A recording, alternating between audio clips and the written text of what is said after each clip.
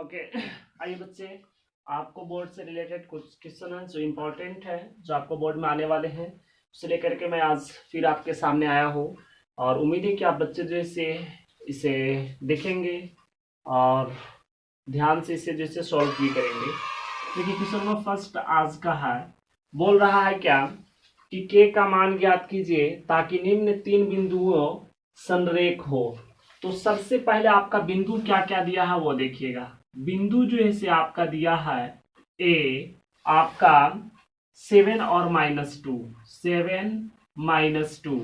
उसके बाद में दूसरा आपका दिया है बी आपका 5 और 1। तीसरा आपका सी दिया है आपका के और 3 और के दिया है ये।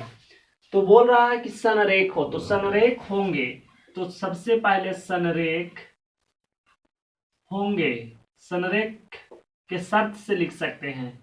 यहाँ पे संरेख के शर्त से त्रिभुज ए बी सी का क्षेत्रफल क्या हो जाएंगे, बराबर 0 हो जाएंगे। जब त्रिभुज एबीसी का क्षेत्रफल 0 हो जाएंगे तो सबसे पहले आप यहाँ पे लगाइएगा क्या चीज, x1 और x2 पहचानेंगे। तो x1 बराबर में 7, x2 बराबर में 5, x3 बराबर में 3। उसके बाद में y1 बराबर में -2, y2 बराबर में 1, y3 बराबर में k, ये हो जाएंगे।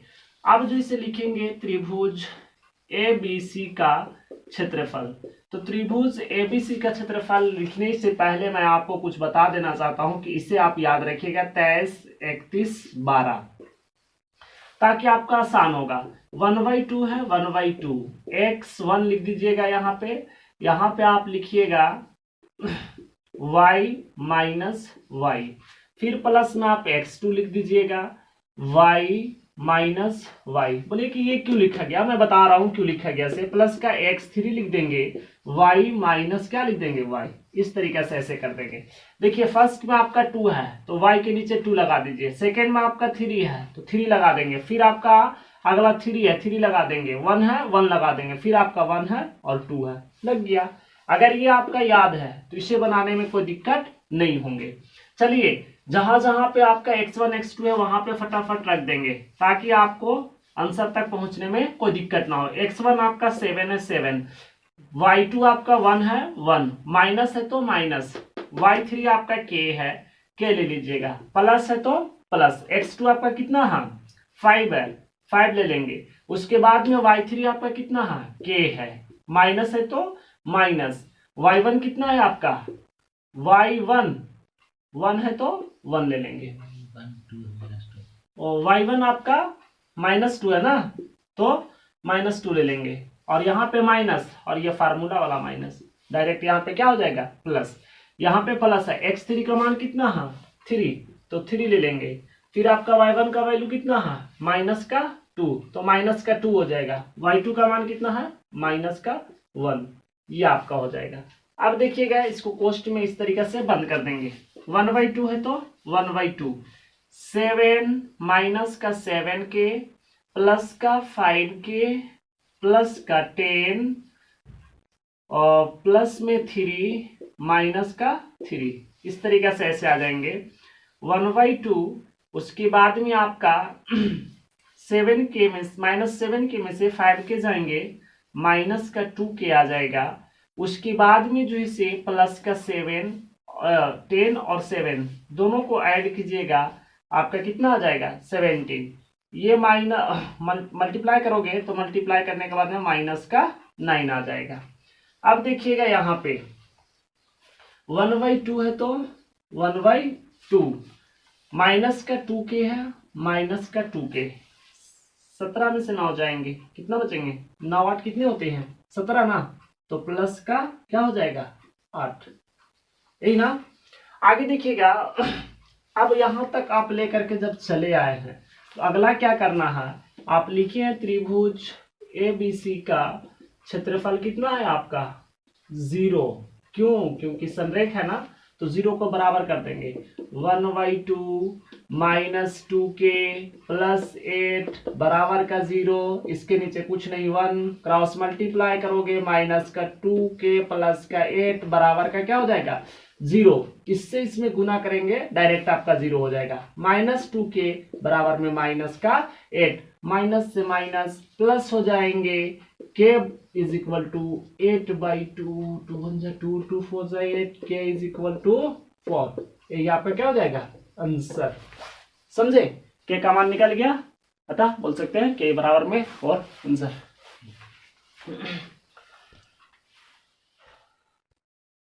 क्वेश्चन नंबर 2 अगला देखेंगे क्या बोल रहा है इसे। बोल रहा है कि ऐसी दो संख्या ज्ञात कीजिए जिसका योग 27 हो और गुणनफल कितना हो 182 हो। माना कि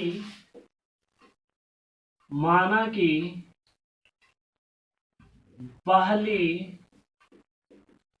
संख्या आपका क्या है x है, दूसरी संख्या बराबर में क्या हो जाएगा 27 माइनस का x। यहां पे क्या बोला कि दो संख्या ज्ञात कीजिए जिनका योग 27 हो, गुणनफल कितना हो 182 हो। तो क्या बोला, पहला संख्या x, दूसरा आपका 27 माइनस का x कर दिए।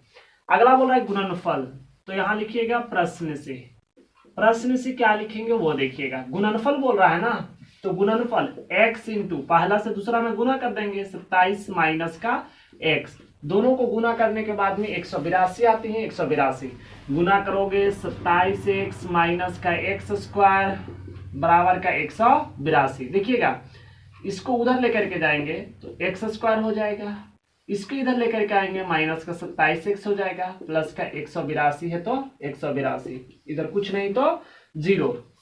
इसको ऐसा तोड़ेंगे कि जोड़ने या घटाने के बाद में 27 आ जाना चाहिए और गुना करने के बाद में 182 आना चाहिए। देखिएगा x स्क्वायर माइनस का 14x माइनस का 13x, ये दोनों को ऐड करेंगे 27 आ जाएगा, प्लस का क्या हो जाएगा 182, 0 कर देंगे, कॉमन करिएगा x माइनस का 14, यहाँ पे आपका क्या हो जाएगा -13 का कॉमन करेंगे तो x माइनस का 14, ये हो जाएगा। 4 ऐसे लिख देते हैं ना, बराबर 0 है। अगर दोनों घर वाला मिल जाते हैं तो एक घर के बाहर वाला और एक घर के अंदर वाला, x माइनस का 14 बराबर 0 है तो 0, x माइनस 13 बराबर 0, x बराबर में 13, x माइनस 14 बराबर में 0, x बराबर में 14।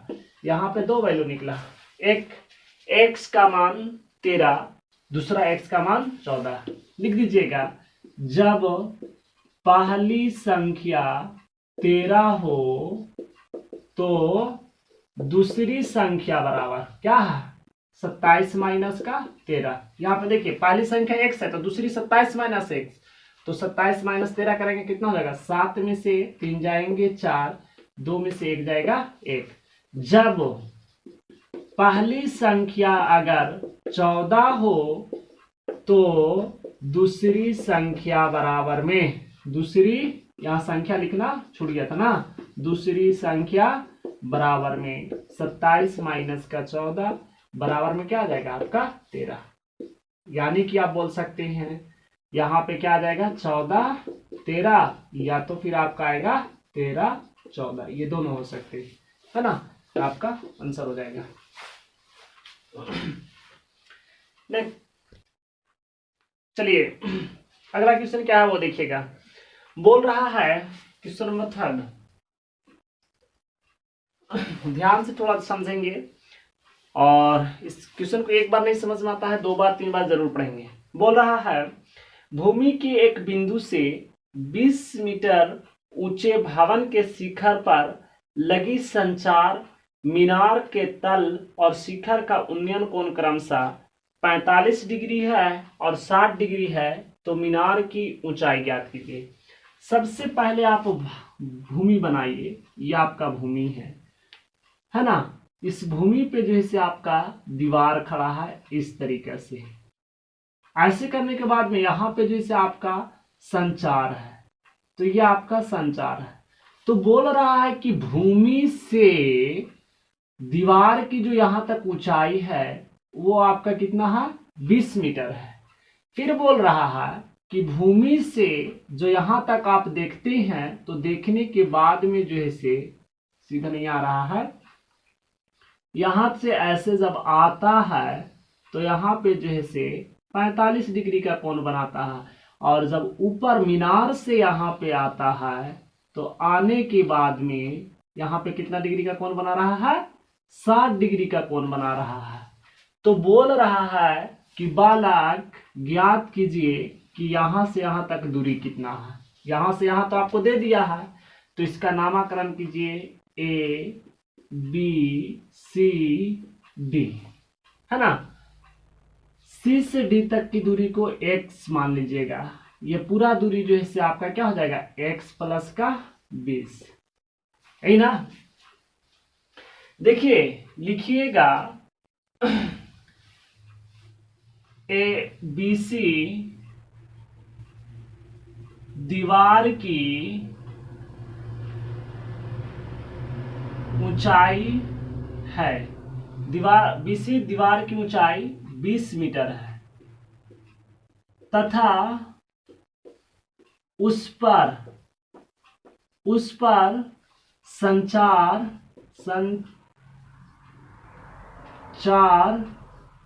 सीडी x मीटर है ना, x मीटर है। तो लिखिएगा इसीलिए त्रिभुज, पहला चलेंगे इसमें दीवार वाला में ना, तो दीवार से लिखिएगा त्रिभुज ए बी सी में। ए बी सी में आप देखिएगा कि एंगल ए बराबर में 45 डिग्री है, यहाँ पे ये आपका 90 डिग्री हो जाएगा ना।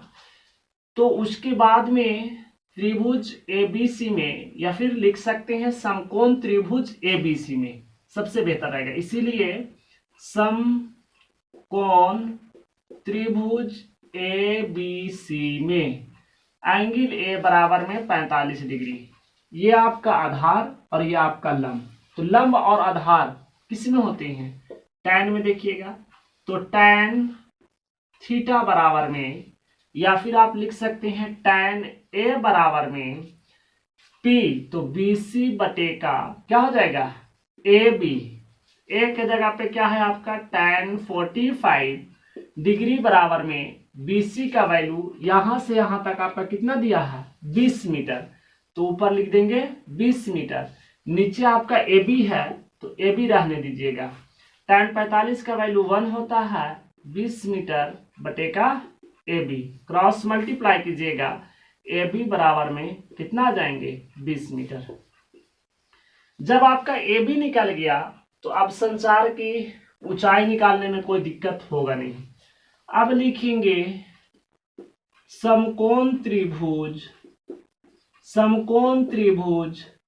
डी बी ए में एंगल ए बराबर में 60 डिग्री। जब ये पूरा यहां से यहां वाला त्रिभुज में चलिएगा तो ये पूरा 60 है, और यहां से यहां वाला में चलेंगे तो कितना है, 45 है। तो लिखिएगा tan 60 डिग्री बराबर में, या फिर tan ए बराबर में BD बटे का AB।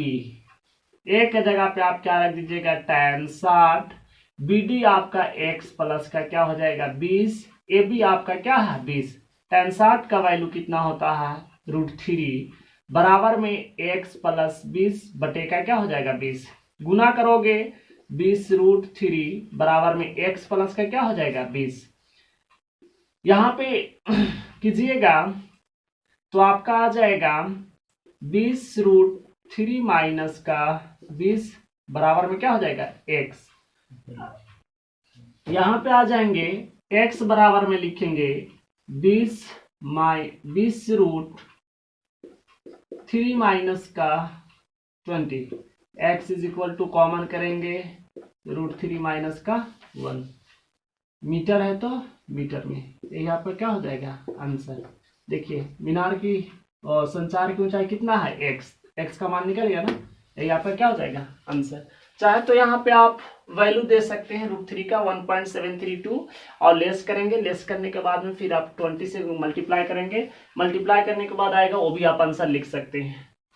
चाहो तो कर सकते हो, नहीं तो फिर कोई बात नहीं चलेगा, इतना भी कोई दिक्कत नहीं है। ये है आपका संचार का ऊंचाई, यानी कि यहाँ पे आप लिख सकते हैं आता में करके संचार की ऊंचाई बराबर में 20 इंटू √3 माइनस का 1 मीटर, ये हो जाएगा आंसर। आंसर आप फिर यहाँ नहीं यहाँ लिखिएगा। That's all. 5 नंबर एकदम तुरंत डन हो जाएंगे आपका। फिर अगले क्लास में मिलते हैं।